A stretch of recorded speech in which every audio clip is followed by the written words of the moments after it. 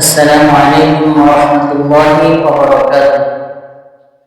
প্রিয় দর্শক বন্ধুরা, আজকে আমি আপনাদের সামনে এমন একজন সাহাবীর ঘটনা বর্ণনা করব, যে ঘটনা শুনলে আমার আপনার অন্তর শিথিল হয়ে যাবে।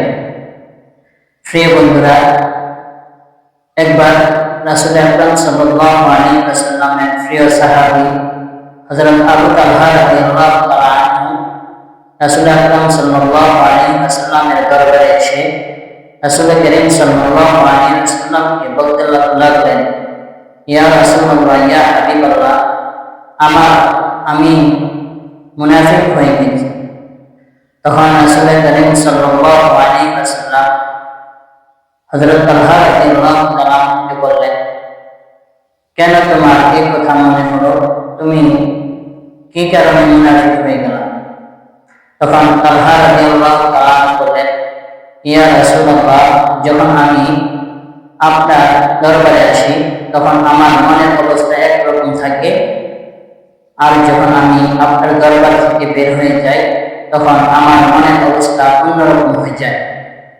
তখন রাসূল আকরাম সাল্লাল্লাহু আলাইহি ওয়াসাল্লাম আবু তালহা রাদিয়াল্লাহু তাআলা আনহুর ঘটনা শুনে আবু তালহা রাদিয়াল্লাহু তাআলা আনহুকে বললেন, হে আমার সাহাবী, আল্লাহ তাআলা এক এক সময় এক একজনের অন্তরকে পরিবর্তন করে দেন সময়ের সাপেক্ষে। অতএব তুমি এই ব্যাপার নিয়ে ঘাবড়ানোর কোনো প্রয়োজন নেই। এই ঘটনা থেকে আমরা শিখতে পারলাম, জানতে পারলাম, এই ঘটনা থেকে শিক্ষা হলো যে তালহা রাদিয়াল্লাহু তাআলা আনহুর মতো আমরা সবসময় আল্লাহ তাআলাকে ভয় করার চেষ্টা করব। আমরা সবসময় আল্লাহ তাআলাকে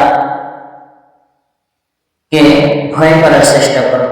আল্লাহ তাআলা আমাকে আপনাকে আল্লাহ তাআলাকে ভয় করার তৌফিক দান করুন, সকলে বলে আমিন। প্রিয় দর্শক, আপনি যদি সাহাবীদের ঘটনা শুনে মজা পেয়ে থাকেন তাহলে আপনারা সকলে আমার পাশে থাকুন। আসসালামু আলাইকুম ওয়া রাহমাতুল্লাহি ওয়া বারাকাতুহু।